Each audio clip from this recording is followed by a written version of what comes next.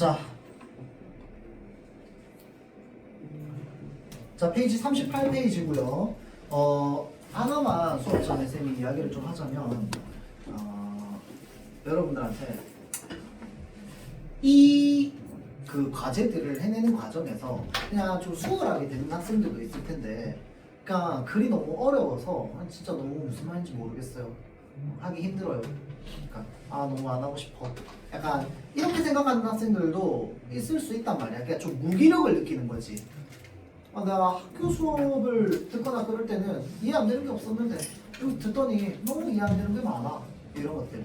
맞죠? 자, 그래서 여기에 나와 있는 이 지문들이나 이런 것들을 내가 그냥 지금 당장 잘 해결한다 못 해결한다를 가지고 굳이 판단할 필요는 없습니다. 알겠죠?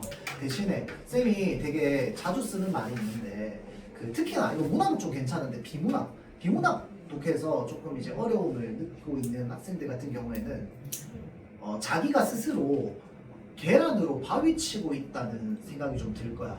내 머리가 계란인 거야. 바위는 저 비문학 지문이야. 내가 맨날 들이받아. 계란처럼 깨져. 맨날 깨지는 거야. 아무리 읽어도 이해가 안 돼. 뭔 말인지 모르겠어.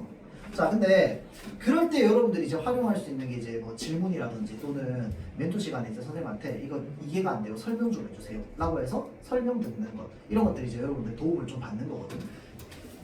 어찌됐건 이거를 쌤이 늘 얘기하지만 문제 풀고 다 틀려도 좋다고 했어. 대신에 이 문장이 무슨 뜻인지만 이해하려고 노력하는 게 좀 중요하다고 했어요. 그래서 계란으로 계속 바위를 치다 보면 어느 순간 이 계란이 너무 단단해져서 바위를 부술 때가 있습니다. 그게 뭐냐면 이제 더 이상 이 지문을 읽고 모르는 말이 없을 때인 거야. 그때는 이해가 되기 시작하는 거야. 근데 그렇게 되기 위해서 지금 계속 깨지는 겁니다. 무슨 말인지 알겠죠? 그래서 내가 이해할 수 있는 그 한도를 계속 늘리고 늘려보세요. 알겠죠?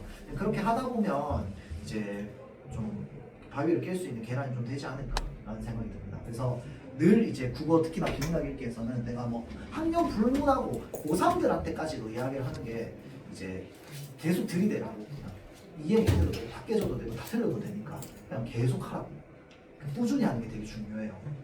그냥 부딪히고 해보고 최대한. 근데 이게 좀 어렵다고 해서 하기 싫고 귀찮으니까 대충 그냥 글자 똑같은 거 찾아가지고 답 찾으려고, 그런 거 말고 그거는 한다고 볼 수 없고 실제로 내가 읽으면서 생각하고 답을 찾으려고 해결하려고 노력하는 그 생각 과정, 그게 여러분들의 깊이를 늘리는 거거든. 어떻게 생각해야 되지? 어떻게 맞춰야 되지? 라고 하는 것들.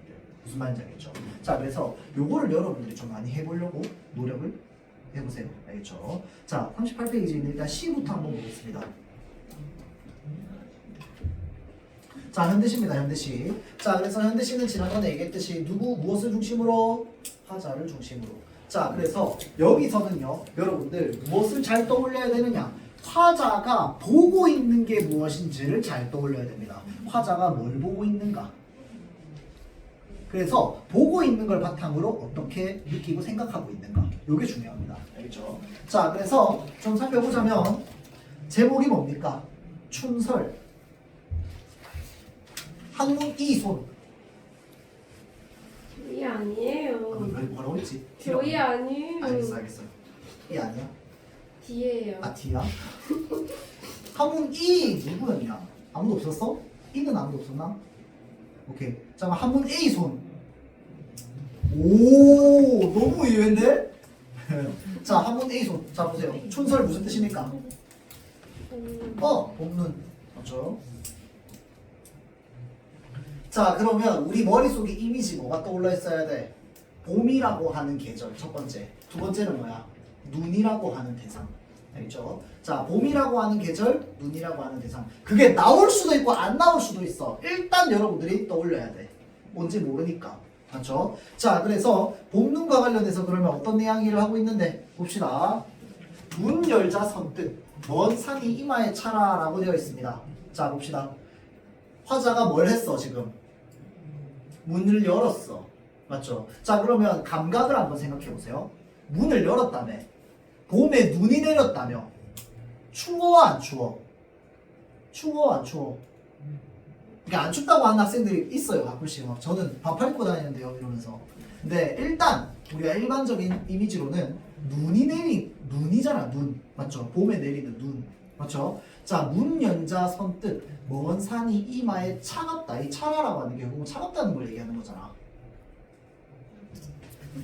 자, 저기 있는 저 먼 산이 내 이마에 차가울 수 있어 없어?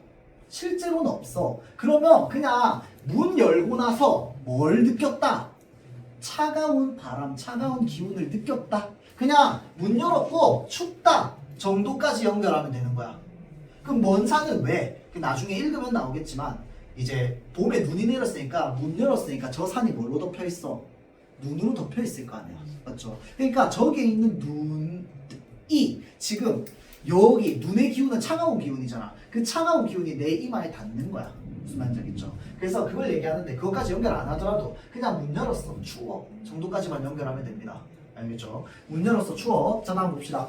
우수절 들어서 하루 초아침. 우수절은 밑에 뜻 나와 있다. 그쵸? 자, 그래서 그런 날, 자, 바로 초하루 아침이랍니다. 아침이네. 아침에 문 열었네. 맞죠?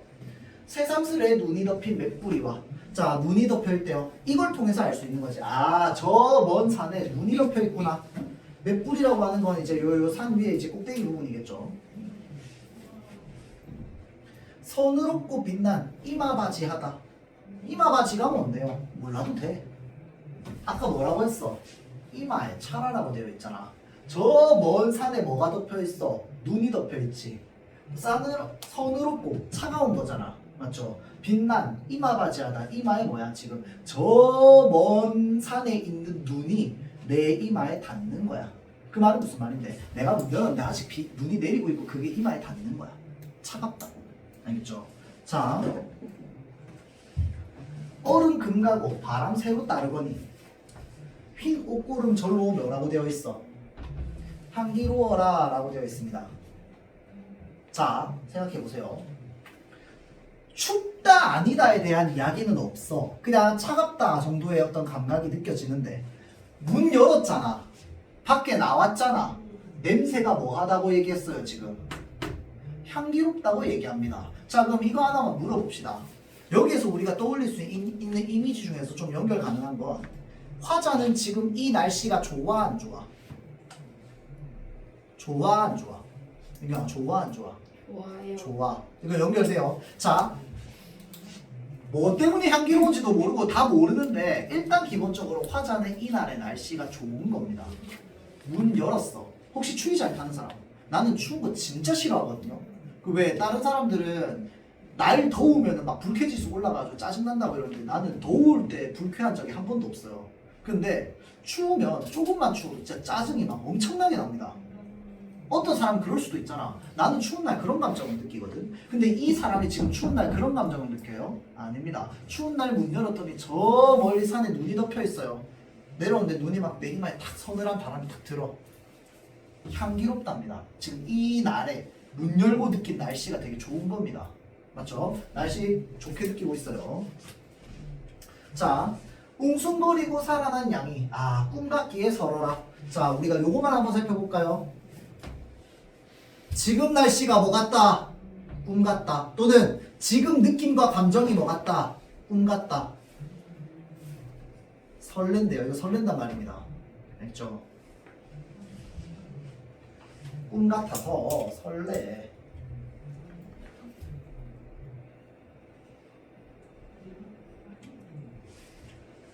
미나리 파릇한 새순 돋고 움짓 아니 기던 고기 입이 오물거리는 이라고 되어 있어. 자, 요거 하나 물어봅시다. 미나리가 파릇하게 싹이 돋아난대요. 미나리가 파릇하게 싹이 돋아난대요. 어떤 계절의 이미지야? 소윤아, 어떤 계절의 이미지야? 봄날의 이미지다. 그쵸? 자, 그래서 요거는 봄날의 이미지야. 자, 그러면 쭉 연결. 위에서부터 보자면 문 열고 흰 눈이 덮인 산의 모습을 봤어요. 설렌다네. 맞죠? 자, 그 다음 미나리 파릇한 새순 돋고 고기 잎이 오물거린다 라고 하는 건 봄날에 우리가 일반적으로 떠올리는, 공통적으로 또 보통적으로 떠올리는 일상이 봄날의 이미지입니다. 봄날의 이미지. 맞죠? 그래서 제목이 뭐야? 춘설이잖아. 봄날이면서 동시에 뭐 한 거야? 문 열었는데 눈이 덮인 날이라고. 이해되죠? 자, 그래서 봄이 가지고 있는 이미지가 조금 더 나아가면 하나 더 있습니다. 자, 봄날에 뭐가 피어나? 새싹이 돋아나. 맞죠? 자, 그래서 우리가 한국 문화관에서 봄날에 새싹이 피어나는 이미지를 어떤 이미지라고 이야기를 하냐면 생동감이 넘치는, 생명력이 넘치는 이미지라고 얘기합니다. 생명력 또는 생동감의 어떤 느껴지는 이미지입니다. 요거는 봄날에 새로운 생물들이 막 피어나고 태어나는 것, 이런 것들이 이제 생명이 꽃피는 시기인 거거든. 봄은 무슨 말인지 알겠죠? 자, 그래서 여기에서 그려지고 있는 이 봄날의 이미지가 바로 뭐냐면 이날 느껴지는 그 생동감과 그 생명력을 얘기합니다. 알겠죠? 자, 다음 꽃피기 전 철 아닌 눈에. 왜 철 아닌 눈인데? 봄에 내려서. 원래 겨울에 내려야 되잖아. 근데 뭐 한 거야? 향기롭고 생명력 넘치는 봄날에 내린 거야. 좋아 안 좋아? 주홍아, 좋아 안 좋아? 왜 좋은데? 또 뭐라고 적혀있어? 춥고 싶어라 라고 되어 있죠. 그 말은 무슨 말이야? 아, 눈 좀 더 보고 싶다 라는 말이겠죠. 자, 그래서 이 철 아닌 눈에 지금 내가 겉옷도 벗었어. 그러고 뭐 하고 있는 거야? 아, 나 이 찬 기운을 느끼고 싶어. 무엇을 느끼고 싶어? 봄날에 내리는 이 눈의 기운을 더 느끼고 싶어. 이해돼요? 왜? 설렌다며. 맞죠? 자, 그래서 요거는요 별 내용이 사실 없습니다. 그냥 내가 천천히 얘기해서 그렇지 쓱 읽으면 뭐야? 봄날에 눈이 왔네. 기분 좋네. 끝입니다. 그게 끝이야. 알겠죠? 자, 그래서 그거에 대해서 얘기하고 있는 시다. 그래서 요거는 우리가 여기서 또 만들어내고 있는 이미지, 감각 이런 것들이 좀 중요합니다. 그걸 이제 느끼면 바로 그냥 그림이 그려지는 거야. 알겠죠? 자, 다음 요 첫사랑이라는 시인데 요거 여러분들 쌤이 시간을 1분 줄 테니까 지금 한번 읽어보세요. 무슨 말인지.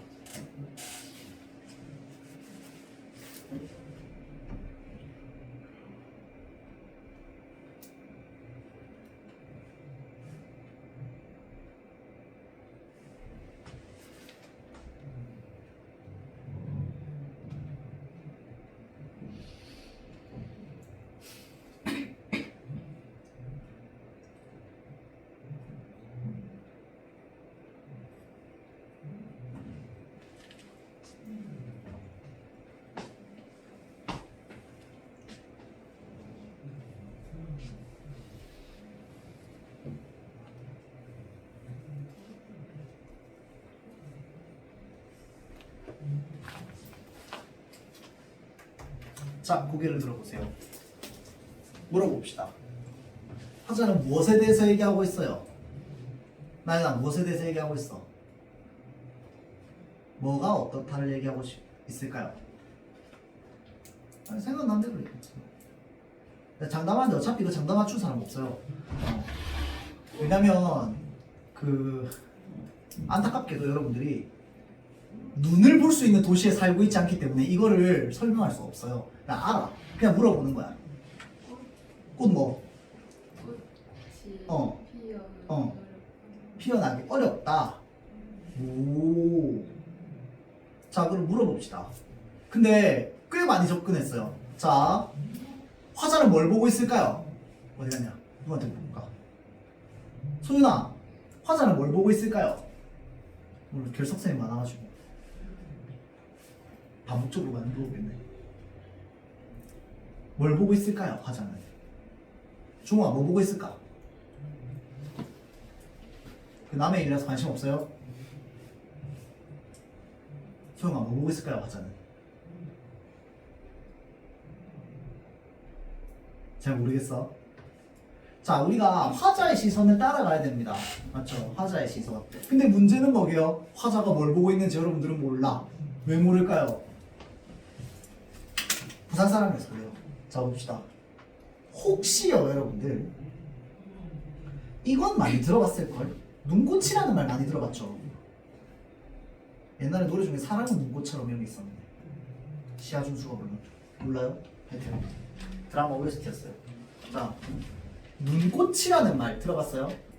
안 들어본 사람도 있을 거야. 눈꽃이라는 단어 자체를 들어본 적 있다, 손. 안 들어봤다, 손. 둘 다 안 든 사람 누구야? 자, 다시. 눈꽃이라는 단어 들어봤다, 손. 안 들어봤다, 손. 자, 그러면 들어본 사람한테 물어보자면 눈꽃이라는 게 뭔지 안다, 손. 눈꽃이 뭘까? 힌트. 눈꽃은 꽃이 아닙니다. 눈꽃이 뭘까요? 자, 이게 눈꽃이 뭐냐면요, 여러분들. 자, 나뭇가지가 이렇게 있잖아, 그치? 나뭇가지야. 자, 나뭇가지면 얘가 이렇게 나뭇가지가 매끈하게 되어 있지 않잖아. 왜 그런데? 여기 끝에 보면 막 볼록볼록 이렇게 나와 있단 말이야. 얘가 뭐냐면 원래 여기가 꽃이 폈던 자리거든. 근데 겨울, 가을 지나면은 여기 꽃이 폈던 자리에 꽃 다 어떻게 돼요? 우두두두두 다 떨어지잖아. 그래서 겨울 나무는 왜 마치 빼짝 말라있는 가시나무처럼 이렇게 뾰족뾰족뾰족뾰족 이렇게만 되어 있잖아. 맞죠? 자, 그래서 여기에 우리가 눈이 내리잖아요. 그러면 봐봐봐. 눈이 이렇게 쭉 내리면 나뭇가지가 이렇게 있어. 눈이 막 사방팔방에서 내릴 거 아니야. 맞죠? 그러면 정확하게 가지 위에 떨어지는 눈은 어떻게 되겠어? 위에 쌓이겠지. 아닌 눈은 전부 어떻게 될까요? 다 미끄러져서 내려갈 거 아니야. 정확하게 위에 쌓이는 눈만 쌓이는 거야.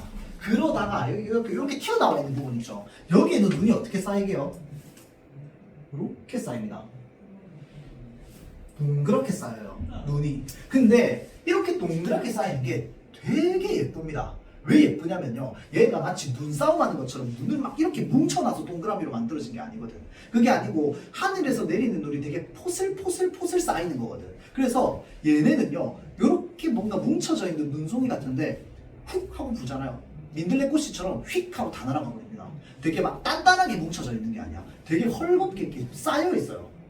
이게 포슬포슬 내리면서. 그거를 우리가 뭐라고 하냐면 눈꽃이라고 합니다. 본 적 있어요, 혹시? 없죠? 난 많이 봤어요. 군대에서. 무서워. 군대에서 많이 봤어요. 그 전까진 나도 몰랐어, 눈꽃이 뭔지. 솔직하게 말하면. 살면서 본 적 있어야지. 맞죠? 자, 부산 사람 굉장히 어려우십니다. 자, 한번 볼게요. 우리가 이제 눈꽃이 뭔지 알았다. 맞죠? 자, 화자가 어떤 걸 보고 있는지 한번 생각해 봅시다. 흔들리는 나뭇가지에 꽃 한 번 피우려고 눈은 얼마나 많은 도전을 멈추지 않았으랴. 이게 뭐야, 지금? 눈이 꽃 한 번 피우려고 뭘 많이 한 거야? 도전을 많이 했다고. 그럼 여기서 말하는 도전은 뭘 말할까요? 눈이 내리면 전부 다 쌓여 흘러가는 게 더 많아. 흘러가는 게 더 많아. 정확하게 위에 쌓이는 것만 쌓인다고. 맞죠? 자, 그래서 그걸 뭐라고 얘기하는 거야, 지금? 많은 도전을 멈추지 않았다라고 얘기하는 겁니다. 그러니까 여기에 눈꽃 한 송이가 피워지기 위해서는 아까 이야기했듯이 뭐가 많이 필요하다고? 많은 노력이 필요하다고. 이해되죠? 여기 위에 쌓이는 애들만 쌓일 수 있다고. 나머지 다 미끄러질 거라고. 맞죠? 그래서 수많은 도전을 한 뒤에 뭐가 피어나진 거야? 꽃이 한번 피어나진 거야. 눈이 꽃이 피어나지니까 눈꽃이겠지. 이해돼요? 자, 그래서 눈은요, 싸그락 두드려 보았겠지. 남분분 춤추었겠지. 미끄러지고 미끄러지기를 수백 번. 바람 한 자락 불면 휙 날아갈. 여기에 뭐라고 적혀있어? 사랑이라고 되어 있죠.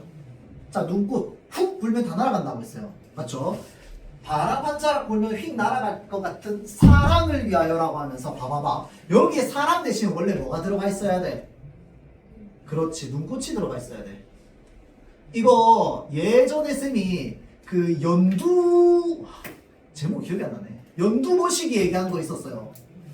그 연두 머시기 한 거에서 내 눈에서 즙처럼 괴는 연두라고 얘기했잖아. 그 연두 아니고 뭐야? 눈물이잖아. 눈물을 연두로 치환하는 순간 뭐가 된다고? 내 눈 안에도 어떤 속성을 가지게 돼? 내 안에도 연두라고 하는 속성을 가지게 된다고. 이해돼요? 자, 여기에 원래 들어가야 되는 건 눈꽃이야. 실제로는. 맞죠? 근데 시에서 뭐라고 표현했어? 사랑이라고 표현했다고. 자, 이렇게 되는 순간 눈꽃의 성질 중에 뭐도 있는 거야? 사랑과 비슷한 성질이 있는 거야. 이해돼요? 자, 그래서 요거는 지금 무엇에 대해서 얘기하고 있느냐? 눈꽃과. 근데 사랑은 사랑인데 제목 뭐라고 되어 있어? 첫사랑이라고 되어 있잖아. 자, 그래서 눈꽃이 가지고 있는 성질과 첫사랑이 가지고 있는 성질이 있어.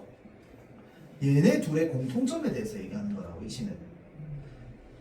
연두의 울다는 무슨 시였어요? 저 들판이 가지고 있는 연두라는 속성과 내 안에 있는 시꺼먼 속성 안에 연두가 숨어 있었는데 내 안에도 저 연두라는 속성이 내 안에 있다는 걸 알고 감동받았잖아. 맞죠? 그런 것처럼 얘도 지금 뭐야? 눈꽃을 보면서 뭘 생각하고 있는 거야? 사랑을 생각하고 있기 때문에 눈꽃을 사랑으로 치환한 거라고. 알겠죠? 자, 햇솜 같은 마음을 다 퍼부어준 다음에야 마침내 피워낸 저 황홀 보아라 라고 되어 있어요. 피워낸 거 사실 뭘 피워낸 거야? 눈꽃을 피워낸 거야. 근데 그걸 여기서 뭐라고 얘기하고 있어? 황홀이라고 얘기하고 있네. 자, 그럼 물어봅시다. 눈꽃과 첫사랑의 공통점이 바로 뭔데? 조가 뭔데요? 눈꽃과 첫사랑의 공통점 소용은 뭘까요? 소리나 뭘까? 나연아 뭘까요? 황홀이 되는 겁니다. 저 황홀 보아라라고 했으니까 이 시의 구조인 거야. 화자는 눈꽃을 보고 있어요. 그걸 보면서 사랑을 위하여 저 황홀 보아라라고 하고 있으니까 지금 이 시 안에서 눈꽃과 첫사랑의 공통점은 뭐라고? 황홀이라고. 황홀하고. 알겠죠? 자, 잘 보세요. 봄이면 가지는 그 한 번 대인 자리에. 자, 봄이네요. 봄. 겨울 아닙니다. 봄의 가지에 뭐 핍니까, 여러분들? 뭐가 피죠? 손이나 뭐가 펴요? 꽃이 펴요. 자, 꽃이랑 눈꽃이랑 같아 똑같아? 뭐 같아 똑같아 똑같은 말이잖아. 같아 달라. 꽃이랑 눈꽃이랑 같아 달라. 실제로 자연과학적으로 다르잖아. 맞죠? 자, 봄이면 가지는 그 한 번 대인 자리. 이 자리는 무슨 자리를 말하는 거야? 나연아 무슨 자리야? 꽃이 피워지는 자리자. 동시에 뭐가 피워졌던 자리? 눈꽃이 피워진 자리야. 뭐 똑같은 말이에요.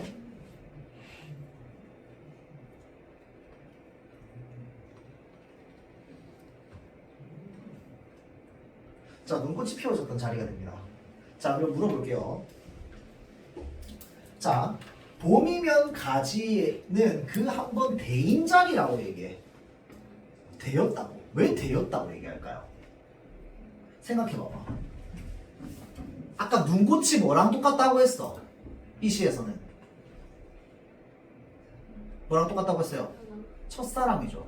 눈꽃을 첫사랑을 눈꽃에 비유했다고. 맞죠? 봄에 핀 꽃은 눈꽃이 아니야. 아니야. 눈꽃은 봄 되면 다 어떻게 되고 없어? 녹아버리고 없습니다. 이거 연결돼요. 봄이면 이미 눈꽃은 녹고 다 없습니다. 녹고 없는데 그 가지의 자리에 뭐가 피어나는 거야? 꽃이 피어나는 거야. 그래서 한번 대인 자리라고 얘기한다고. 왜 대인 자리야? 첫사랑이랑 뭐 했는데? 소비야 뭐 한 거야? 첫사랑이랑 되었다며. 얘기하세요. 첫사랑이랑 그 자리를 대었다고 얘기했잖아. 한번 대인 자리라고. 거기에는 이제는 눈꽃이 있어 없어? 없어. 뭐만 있어? 핑크꽃만 있어. 예를 들어서 이제 이 나무에서 실제 꽃만 있어. 눈꽃은 없어. 녹았잖아. 왜 한번 대인 자리라고 얘기하는데? 첫사랑이 어떻게 됐기 때문에? 중호 어떻게 됐기 때문에? 깨졌기 때문에. 뭘 허기야. 그렇죠. 자, 여러분들 그 어른들의 그 떼탄 얘기 중에 왜 그런 거 못 들어봤어요? 첫사랑은 성공한대요, 실패한대요? 첫사랑은 이루어진대, 안 이루어진대? 안 이루어진대? 혹시 이루어진다고 믿는 사람이 있을 수도 있죠. 자, 우리가 보통 첫사랑은 이제 좀 다른 말로 풋풋한 사랑 또는 이제 이루어지지 않을 이런 사랑이라고 보통 이야기를 많이 합니다. 그러면 첫사랑이 이루어지지 않는 가장 큰 원인이 뭘까요? 민경아 볼 것 같아요? 너무 어려운 주제인가? 돈 없어서. 아니 그럴 수도 있잖아요. 맞아. 그렇게 물어봤으면 차라리 내가 어른들의 뜻한 얘기를 하고 얘기 안 했겠지. 넌 지금 때가 탔잖아. 자, 때를 집어봐. 때를 밀고 다시 한번 생각해봐봐. 자, 첫사랑이 성공하지 않는, 우리가 보통 첫사랑이 잘 이루어지지 않는다고 얘기하는 이유가 뭘까요? 수업 뭘 것 같아요? 저 혼자 재밌는 생각하지 말고. 뭐 바람 펴서 이런 거 안 돼. 환승이 환승이요? 환승은 바람보다 낫다. 소연아. 아 근데 환승은 난 여기에 포함될 수 있다고 보는데 뭐 바람으로 따지고 보면 들어갈 수도 있겠지만 이루어지지 않는 이유는 뭘까요? 어려서. 어려서를 또 다른 말로 사랑에 능숙해 아니면 안 능숙해? 안 능숙해. 처음이잖아. 맞죠? 뭐 해서 우리가 보통 첫사랑이 이루어지지 않는 이유를 서툴러서라고 보통 이야기를 많이 합니다. 내가 아무리 착한 사람이더라도 첫사랑 같은 경우에 상대방에게 내가 상처를 주는 경우가 많거든요. 왜냐면 내가 상대방을 상대해본 적이 없어서. 맞죠? 그 상대방을 사랑해본 적이 없기 때문에 나는 아무리 착한 의도를 해도 상대방에게 상처가 될 수 있거든. 자, 그래서 잘 보세요.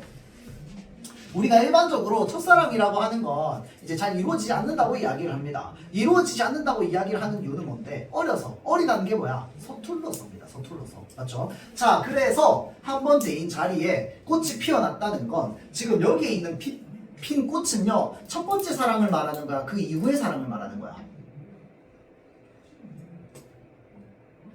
눈꽃은 한번 녹았어. 그러고 나서 꽃이 피었단 말이야. 그럼 여기에 있는 꽃은 첫 번째 사랑이야? 이후의 사랑이야? 첫 번째 사랑 그 이후의 사랑이 됩니다. 이해돼요? 자, 그러니까 눈꽃은 첫사랑인데 첫사랑은 이미 녹았어. 없어. 끝났어. 내가 이미 교훈을 얻었어. 아니 근데 생각해보니까 낙화 다 했잖아요, 여러분들. 그 저기 뭐냐, 하롱하롱 꽃잎이 지는 어느 날 섬세한 손길을 흔들며 그 샘터에 물 고이듯 저기 뭐냐, 나를 성숙하게 해주는 결별이라며. 맞죠? 이거 그 낙화랑 똑같은 주제를 가지고 있는 겁니다. 뭐야? 첫사랑이 깨지고 한 번 대인 자리에 봄이면 아주 예쁜 꽃이 피어날 거거든. 맞죠? 자, 그래서 그 꽃을 여기서는 뭐라고 얘기하는 거야? 세상에서 가장 아름다운 상처라고 얘기한다고. 왜 상처라고 얘기하는데? 과거에 뭘 해서? 첫사랑이 깨져서. 자, 그래서 가장 아름다운 상처는 그러면 뭐겠어? 실제로는 가지에서 피는 꽃이야. 눈꽃이 아니고. 눈꽃은 이미 녹아 없어졌어. 첫사랑이 사라지듯이 없어졌어. 첫사랑이 환승해서 떠나가듯이 없어. 무슨 말인지 알겠죠? 자, 그래서 나는 그 이후의 사랑을 뭐라고 얘기할 거라고? 가장 아름다운 상처라고 얘기할 거라고. 왜? 나는 이제 그 전에 한번 상처를 겪어봤잖아. 그러니까 내한테 뭐가 생겼어? 눈이 생겼어. 저 새끼는 환승할 새끼네. 만나면 안 돼. 상종하면 안 돼. 딱 내 머릿속에 들어오는 거야. 그럼 나는 더 어떤 사랑을 할 수 있어? 성숙한 사랑을 할 수 있어. 맞죠? 자, 그래서 가장 아름다운 상처는요, 첫사랑 이후에 성숙한 사랑이 됩니다. 상처를 딛고 피어난 아름다운 꽃이라고. 이거 연결돼요. 여기서 피어난 눈꽃은 마치 첫사랑 같은 거야. 왜? 훅 하고 불면 없어지거든. 그 남자애도 훅 하고 했더니 환승해서 가버렸을 수도 있잖아. 예를 들어서. 맞죠? 또는 나는 훅 한 번만 했는데 갑자기 싸워. 헤어져. 갑자기 나하고 헤어지지. 이유도 몰라. 자, 그래서 첫사랑이라고 하는 건 아주 황홀해요. 처음 느끼는 감정이기 때문에. 근데 휙 하고 불어버리면 사라질 것처럼 굉장히 위태위태하기도 하거든. 자, 그래서 휙 하고 사라졌어. 봄이 와가지고 다 녹아서 없어졌어. 자, 그래서 그 한 번 대인 자리에 이별을 한 번 했거든. 그 자리에 뭐가 피어나? 이제 가지에 꽃이 피어날 거거든. 그 꽃은 뭐야? 이 한 번 대인 자리에 피어나는 아주 예쁘고 아름다운 꽃일 거라고. 그래서 그 아름다운 꽃을 뭐라고 얘기할 거라고? 아름다운 상처라고 얘기할 거라고. 왜? 첫 번째 사랑기 이후에 상처를 딛고 아름답게 피어낸 것이기 때문에 아름다운 상처라고 얘기를 하는 거야. 알겠죠? 그래서 그 첫사랑 이후에 성숙한 사랑이 되는 거지. 이해되죠? 근데 생각해보니까 저기 낙화 다 했구만. 맞죠? 낙화랑 같은 주제입니다. 결론은. 맞죠? 그러니까 사랑을 하고 나서 그 결별을 한 것이 나에게 성숙함을 가져다주고 그 이후에 더 좋은 사랑을 할 수 있게 되는 어떤 그런 것에 대해서 이야기를 하고 있죠. 자, 그래서 이게 이제 이 첫사랑이라고 하는 시의 포인트입니다. 그렇죠? 어렵나? 별로 안 어려운데 다음 주에 더 어려울 거야. 근데 여기까지. 자, 그래서 여기까지 지금 첫사랑 요거 봤고요. 춘설 첫사랑 오늘 며칠이야? 24일인가? 1월 24일 숙제 춘설이랑 첫사랑 1월 24일 숙제고요. 자, 그 다음 소설 한번 봅시다. 소설은요.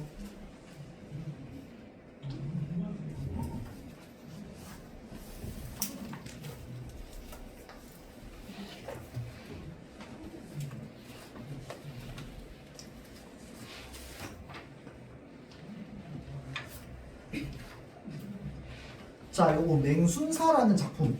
페이지는 122페이지입니다. 122페이지. 자, 요거 문제는 풀라고 안 할 거고요.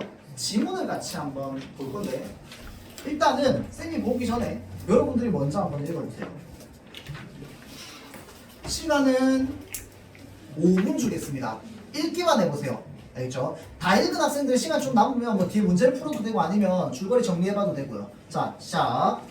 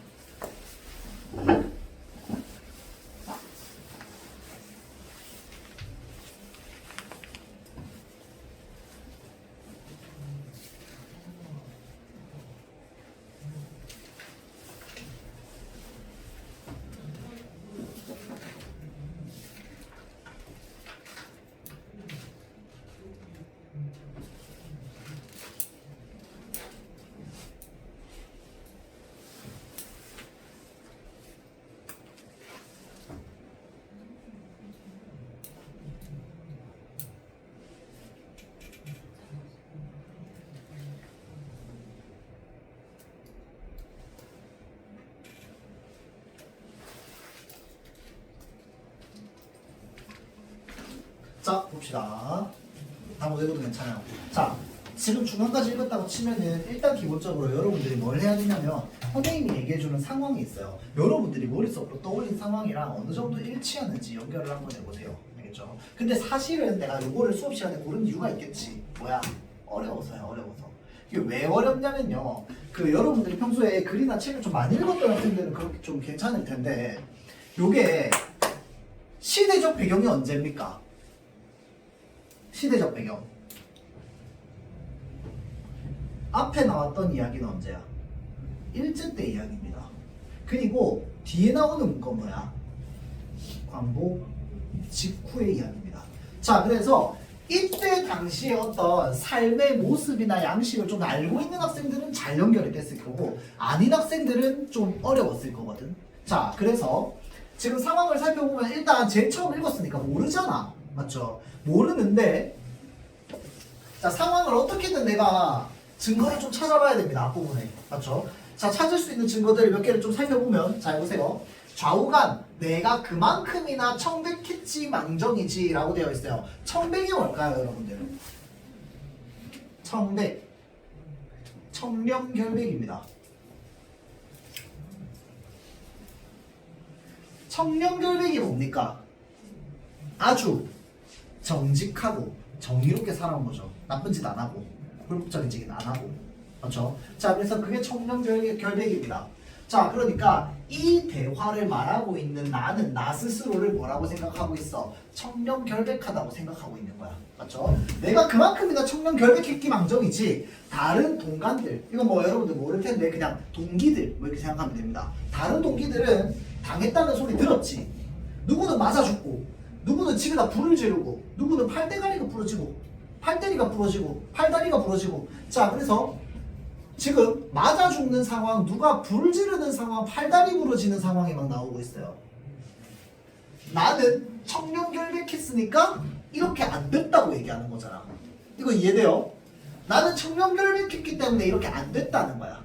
맞죠? 자, 그러면 이런 상황은 왜 벌어졌는데?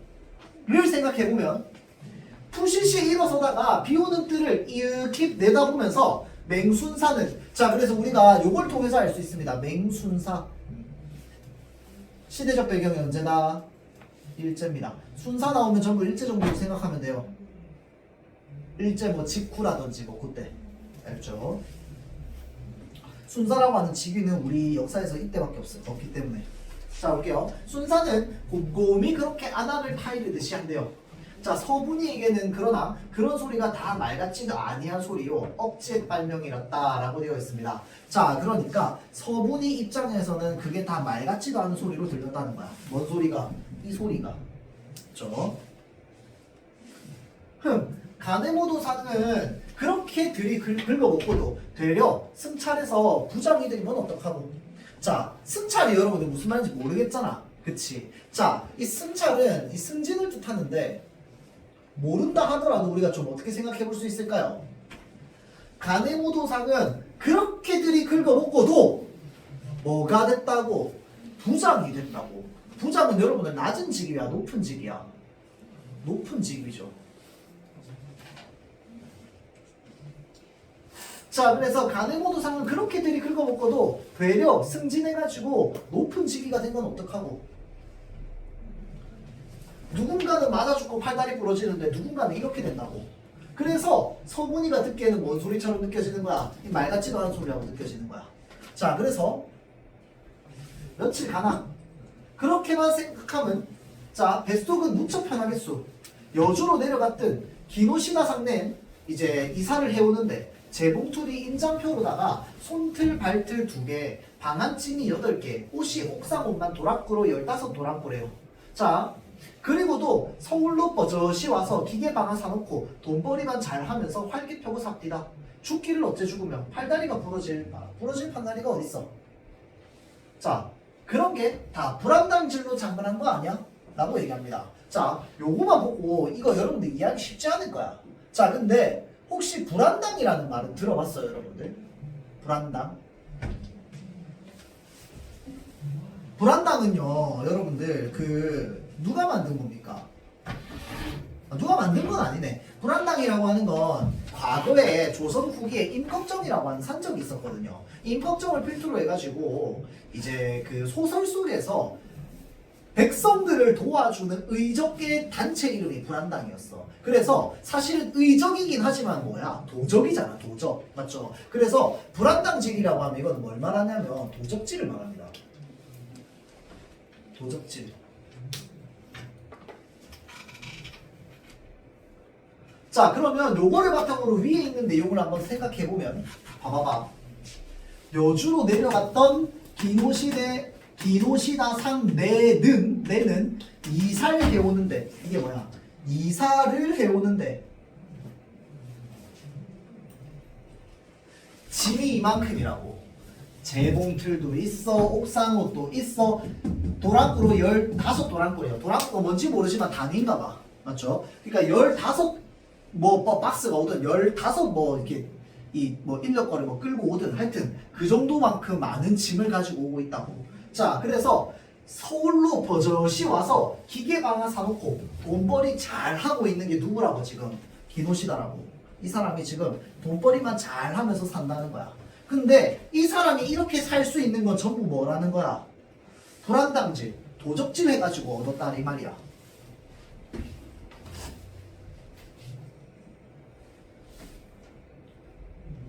자, 그럼 이 말을 지금 누가 하고 있는 건데? 맹순사가 하고 있는 겁니다. 맹순사가.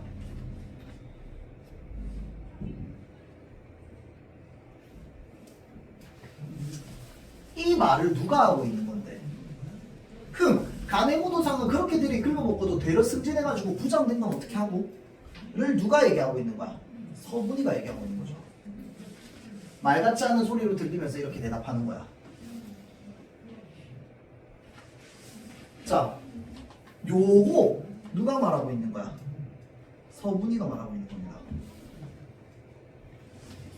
대화가. 자, 그러면 잘 보세요. 잘 보세요. 맹순사는 자기가 청렴결백하고 싶어하는 사람이야. 맞죠? 그 청렴결백하면 된다고만 얘기하는 사람이잖아. 근데 이 얘기 들으면서 누가 콧방귀 끼고 있어? 서문이가 콧방귀 끼고 있거든. 맞죠? 무엇을 근거로 콧방귀를 끼고 있는데? 가네모도상이라고 하는 사람이 부장된 거 첫 번째. 다음 두 번째, 기노시다상이라고 하는 사람이 이렇게 잘 살고 있는 거 두 번째. 무슨 말인지 알겠죠? 이렇게 이 사람들이 잘 먹고 잘 살고 있는데, 그러니까 얘기하는 게 뭐냐면 맹순사가 그럼 다 도적질로 구한 거 아니야? 얻은 거 아니야? 라고 얘기하니까 밑에서 서문이가 뭐라고 얘기하냐면, 배에서 꼬록 소리가 나도 맨날 청렴결백이 얘기할 거냐? 라고 얘기하는 겁니다. 자, 그럼 서문이가 하고 싶은 말은 뭔데? 차라리 도적질을 해서라도 저기에 나와있던 기노시다나 이런 사람들처럼 나쁜 짓을 해서라도 뭐 하고 살자? 풍족하게 살자를 얘기하고 있는 거겠지. 서문이는. 맹순사는 뭐 얘기하고 있는 거야? 야, 그 다 도적질로 구한 거 아니야? 나 못하겠어. 하지 말자. 우리 청렴결백하게 살자. 라고 얘기하는 거야, 맹순사는. 알겠죠? 자, 그래서 지금 서문이랑 맹순사가 이렇게 대화를 하고 있는 겁니다. 그러니까 맹순사가 뭐라고 얘기해? 사람이 청백하면 가난해도 두려울 게 없는 법이야. 이게 지금 맹순사의 생각입니다. 여기까지. 근데 웃긴 건 뭐야? 맹순사 실제로 청렴결백 해 안 해? 안 한 내용이 밑에 나와 있는 거거든. 자, 그래서 밑에는 이제 대화 끝났어요. 상황이 바뀌었습니다. 맞죠? 자, 맹순사는 마침내 양복장 문을 연대요. 집에 양복장이 있었나봐. 양복장 문을 이렇게 연대요. 열었더니 연방 청백을 내던 끝에, 연방 청백을 내던 끝에가 뭐야? 청렴결백하자, 청렴결백하자 이거 아니야. 맞죠? 자, 그래서 계속 그렇게 뇌이면서 이 양복장을 보고 있는 거야. 이 양복장을 보니까 얼굴이 뭐 했대요? 간지러웠답니다. 왜 간지러운데? 몰라, 아직까지는. 왜 간지러운데? 유치장 간수로 있을 때, 아, 이 사람이 예전에 무엇으로 일했어? 감옥에 간수로 일했었네. 맞죠? 유치장 간수로 있을 때 가구장수 하나가 경제범으로 들어와 있었대요. 가구장수 하나가 경제범으로 유치장에 들어왔는데 서분이가 쪽지 한 장을 그에 대해 주워달라고 쫄랐답니다. 그러니까 나는 유치장 간수로 있고 저기 가구장수가 나쁜 짓 해가지고 들어온 거야, 유치장 안에.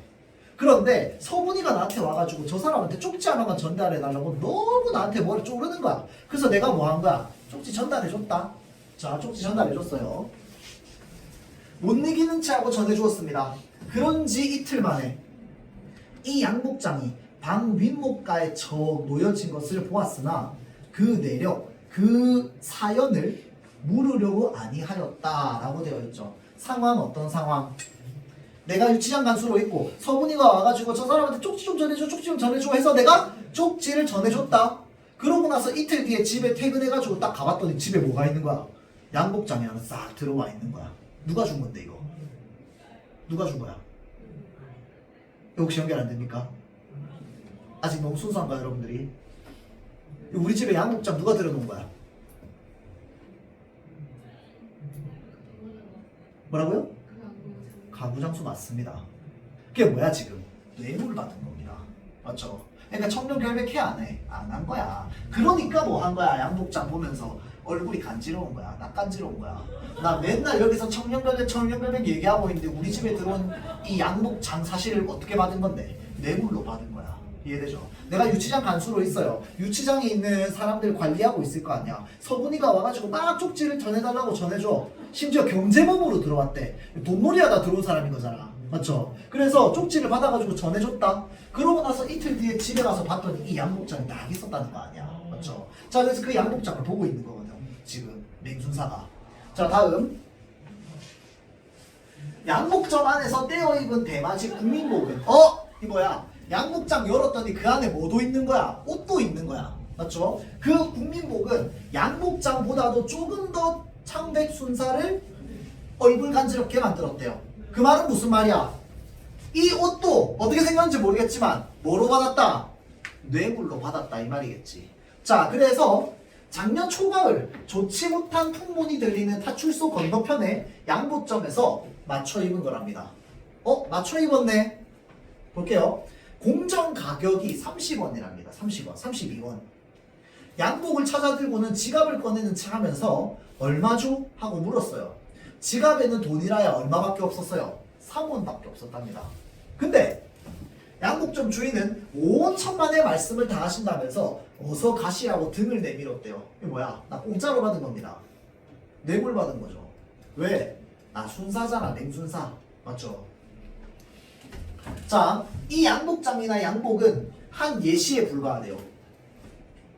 8년 동안 순사를 다니면서 그 중에서도 통제 경제가 강화된 2, 3년 60몇 원이라는 월급으로는 도저히 지탱 나갈 수 없는 생활을 무엇으로? 뇌물 받는 것으로 보태어 나왔대요. 자, 그러니까 통제 경제가 강화됐다. 이거는 이제 여러분들 나중에 역사 배우면 배우는데 우리가 1930년대 이후부터 일제의 압박이 엄청 심해졌거든. 그러니까 일제의 압박이 심해지니까 일반 동네에서 살아가는 주민들 같은 경우에는 저 뭐 순사 옷 입고 있는 사람만 봐도 뭐 하는 거야? 굽신굽신 하면서 그냥 줄 거 다 주는 거야. 우리한테 무슨 짓 할지 모르니까. 맞죠? 그래서 8년 동안 뭐 했다고? 그거 꼬박꼬박 다 받았다고. 왜? 60몇 원 이 월급 가지고 살아갈 수가 없어가지고. 이해되죠? 자, 지금 상황이 이런 상황입니다. 과거의 일이죠, 과거의 일. 지금 과거 회상하는 겁니다.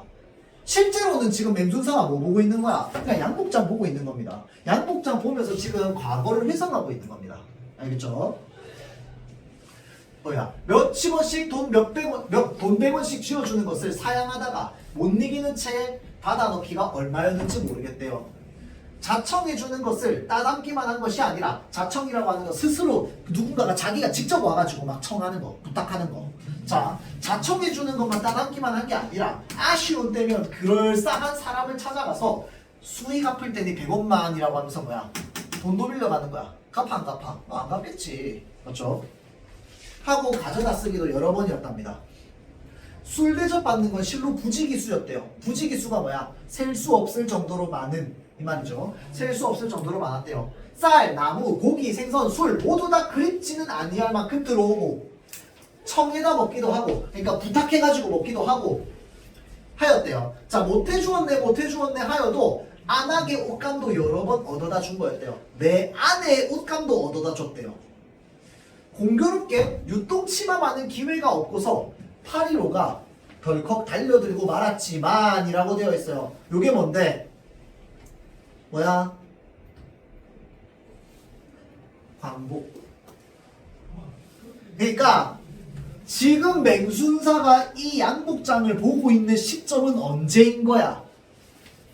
광복 이후입니다. 이후. 이해돼요? 광복 직후의 양복장을 보면서 위에 나와 있는 것을 회상하고 있는데 위에 나와 있는 시대가 바로 뭔데? 일제강점기 때였던 거야. 이해돼요? 일제강점기 때 자기가 순사로 일하던 시절을 회상하고 있는 겁니다. 지금은 광복 직후야. 8.15가 덜컥 달려들고 말한다고 했으니까 이미 끝이잖아. 광복은. 맞죠? 그는 작은 것이나마 뇌물을 먹지 아니한 것이 아니면서도 그 말은 뭐야? 뇌물 먹었다는 거잖아. 스스로 청백하였노라고 청렴결백하였노라고 8분의 자신이 있었다는 거야. 그 말이 뭐야? 그러니까 살면서 이렇게 살아놓고 나 뭐하다고 얘기하고 사는 거야. 청렴결백하다고 얘기하면서 사는 거야. 맞죠? 자, 맹순사의 생각엔 양복벌이나 빼앗아 입고 돈이나 몇십원, 몇백원 받아 쓰고 쌀 나무면 찬거리, 반찬거리나 조금씩 얻어먹고 술대접이나 받고 하는 것은 아무나 예사로 하는 일이요. 이게 무슨 말이야? 야, 나만 그런 거 아니야? 딴 사람들 다 그랬어 라고 생각하는 거지. 맞죠? 아무나 예사로 하는 일이요. 하여도 죄될 것이 없고, 그러니까 죄책감 안 느끼고 있는 거죠. 그러니까 자기 스스로 뭐라고 얘기하는 거야? 청렴결백 얘기하는 거 아니야. 죄될 것이 없고 따라서 독직이 되거나 죄가 되는 것이 아니었다 라고 자기가 생각하고 있는 거죠. 맹순사가. 그것이 적어도 독직이나 죄가 되자면 몇만원 집어먹고서 소위 팔자를 고친다는 둥 허리띠를 푼다는 둥 수준에 올라야 비로소 문제가 된다는 것이었다. 이게 뭐야? 팔자를 고친다는 게 무슨 말이야? 그냥 뇌물을 적당히 먹는 게 아니라 그냥 내 팔자를 고칠 정도로 뇌물 얻어먹는 거. 그 정도가 되어야지 문제가 된다는 거지. 내가 한 건 문제가 아니라고 생각하는 거죠. 죄의식과 문제의식이 없는 인물인 거야. 이해되죠? 그러니까 이 소설의 앞부분에서 지문의 앞부분에서 맹순사가 청렴결백 얘기하지만 사실은 청렴한 사람이 아닌 거야. 거기에 플러스 자기가 한 일이 죄가 된다는 사실, 죄의식도 없는 사람인 거지. 이해되죠? 자, 그래서 그런 인물이 지금 여기서 그려지고 있는 겁니다. 여기까지 요약되는 부분이. 자, 그러고 나서 여기까지 나와 있는 부분이. 그러고 나서 뒤에 요약 부분에 뭐야? 해방 직후 순사를 그만두고 사람들을 피해 다니던. 왜 피해 다녔는데? 왜 피해 다녔어요? 왜 피해 다녔을까? 지문에는 안 나와요. 민경아, 왜 피해 다녔을까? 뭔가 양심 찔려서 왜 양심이 찔릴까요, 그러면? 뺏을 거 다 빼어놓고 이제 나왔으니까 아무것도 아니니까. 뭐 그렇기도 하죠. 자, 뺏을 거를 다 뺏은 수 있었던 이유가 뭐야? 순산. 그렇죠. 순사였기 때문에 그렇습니다. 순사는 어느 나라에 복종하는 거야? 조선에 복종하는 거야? 일본에 복종하는 거야? 순사라는 계급은 조선이 만들어준 거야? 일본이 만들어준 거야? 일본이 만들어준 거죠. 이거 이해돼요? 자, 그래서 피해 다녔던 이유가 뭐냐면요.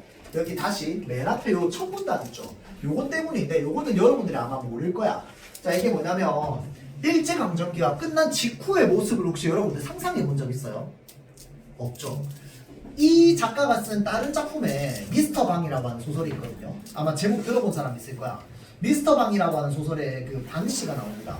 자, 근데 이 미스터 방에 나오는 그 이제 소설에 보면 어떤 인물이 있냐면요. 일제강점기 때 진짜 마을 사람들을 엄청나게 괴롭힌 못된 사람이 있었던 거야. 엄청 수탈 많이 하고 막 뺏을 거 엄청 많이 뺏고 딱 광복이 되자마자 마을 사람들이 뭐 하냐면요. 그 사람 쳐들어갑니다. 몽둥이 들고. 그래가지고 그 사람이랑 막 가족이랑 다 때려요. 막 그때까지 쌓였던 울분이나 이런 거 다 토해내는 거야. 그래가지고 그 사람 집 들어가가지고 그 사람 집에 있는 거 금이면 쌀이면 다 가져가는 거야. 이때까지 우리 거 뺏었던 거 다 내놓으라고 하면서. 그래서 여기에서 지금 맞아 죽은 사람이 바로 뭐한 사람들인데 소위 말하는 친일파였던 사람들인 거야. 동네 사람들을 엄청 힘들게 했던 사람들. 또는 조선 사람이면서 일본의 순사로 일하면서 맨날 그 칼 차고 돌아다니면서 이 마을 사람들 때리고 다녔던 사람들 있잖아. 그 사람들이 나중에 광복 직후에 마을 사람들이 전부 몽둥이 들고 찾아가지고 그 사람들 완전 막 딱 때리고 막 그러거든. 그래서 누구는 맞아 죽고 누구는 집에다 불을 지르고 누구는 팔다리가 부러지는데 맹순사 자기는 뭐하다고? 내가 청명결백했기 때문에 그런 거 안 당했다고. 그러니까 이게 무슨 말이냐면 내가 8.57 정도로 수탈을 안 한 거야. 나는 딱 적당히 얻어먹을 정도로만 수탈을 했던 거야. 그러니까 마을 사람들한테 맞아 죽는 건 좀 피했다 라고 하는 걸 자기 스스로 뭐라고 얘기하고 있는 거야? 청명결백하다고 얘기하고 있는 겁니다.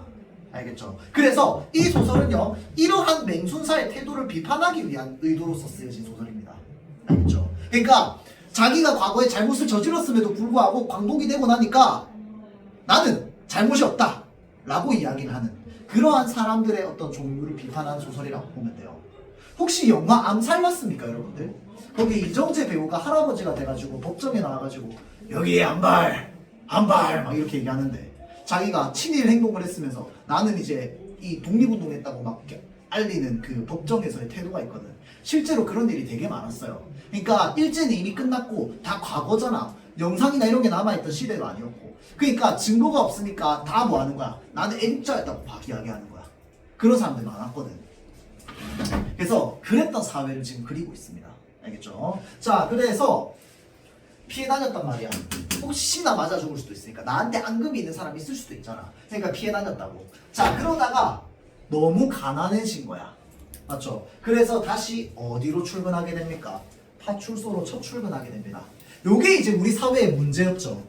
우리 사회가 너무 오랫동안 일본의 지배에 있었고, 일본의 지배에 있기 전에는 어떤 나라였어? 조선이라고 하는 왕권이 있는 나라였어요. 그러니까 한 번도 시민이 서로 살고 있는 국민이 나라의 주인이 된 적이 없었던 국가거든. 근데 일본이 사라졌어. 그러니까 국가의 통치 체제도 없어. 뭐 법적 체제도 없어. 뭐 경제적 체제도 없어. 아무것도 없는 상태인 거야. 맞죠? 자, 그러다 보니까 이 나라가 다시 일어서기 위해서 어쩔 수 없이 뭐 합니까? 친일파였던 사람들을 고용해가지고 이런 데다 앉히는 거야. 나라는 일 좀 시키게. 왜냐면 그나마 친일파였던 사람들은 뭐 한 사람들이야? 좀 제도나 이런 거에 대해서 공부했던 사람이잖아. 그러니까 이제 그 위치까지 올라갈 수 있으니까. 그래서 왜 이제 우리 현대사의 문제점 중에 하나로 이제 그런 것들을 얘기하죠. 1950년, 그러니까 45년 이후에 친일파를 청산했어야 됐음에도 불구하고 이제 친일파를 다 청산하지 못하고 그 사람들을 오히려 중요 위치, 중요한 자리에 앉혀놓은 거야. 그래서 그 내용이 어디에 나오는 겁니까? 여기에 나오는 겁니다. 가네모도상, 그 다음에 기모시다상, 이 사람들 다 뭐 하는 사람들인데 사실 다 한국 사람들이야. 이름을 일본 이름으로 쓰고 있는 거야. 왜? 그 저기 뭐냐, 창씨개명 때 이름 일본어로 바꿔가지고 살아갔던 사람들이거든. 그러니까 이 사람들이 사실은 다 뭐냐면 친일파인 사람들이야. 그러다가 이 사람들은 여전히 뭐 하고 있는 거야? 부장돼가지고 잘 먹고 잘 살고 있다고.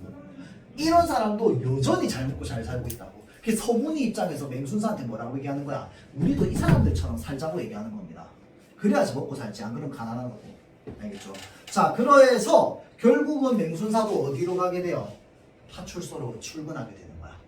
이해돼요? 자, 그러고 나서 자, 보세요. 옛날의 순사와 같이 꼭 차리고 하였구만. 그게 뭐야? 이제 꽃이나 이런 것들이 옛날 순사처럼 딱 입은 거야.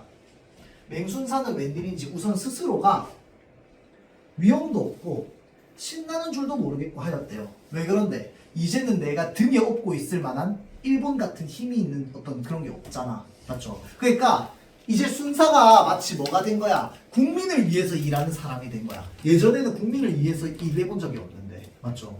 자, 그래서 지금 스스로가 위험도 없고 신나는 줄도 모르겠다.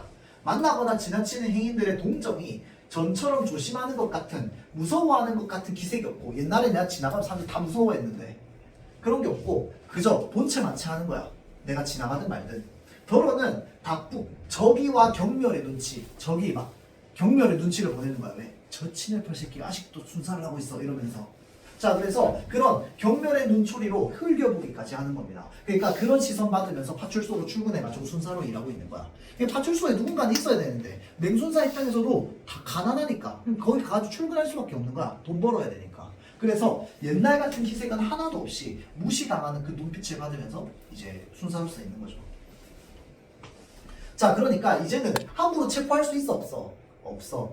위협도 할 수 있어 없어? 없어. 뺨 같은 것은 물론 때리지 못하게 되었고 전보다 친근스러워하고 안심스러운 얼굴로 대하여야 하고, 이제는 뭐야? 공무원이니까 국민들 친절하게 대해줘야 되잖아.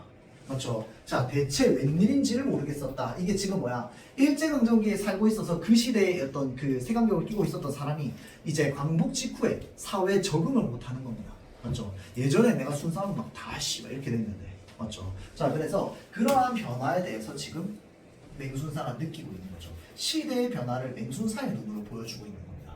알겠죠?